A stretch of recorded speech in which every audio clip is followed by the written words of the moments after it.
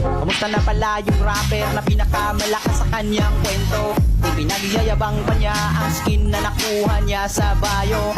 Wala pa rin silbi kahit maraming skin, kung ang content naman ay classic. Skin lang naman ng malakas sa'yo, galawan AI napaka basic. Sa classic panalo, pero kung rank game ay talo. Kala ko ba malakas ka? Try mo ngang i-core sila po na top global mo na hero. Idol na kita pag nagawa mo ito sa rank game. Pagkalaban ay napagod game, mga bara mo'y di nakakasugat. Ang babaw mo pa sumulat, di mo kumasisilat. Dahil baliktad ang gamit mong sibat, huwag ka nang mandamay ng iba tao. Sana nakuha mo yung punto, di ka malakas boy. Di ganyan mag-rap ang Pinoy. Everybody,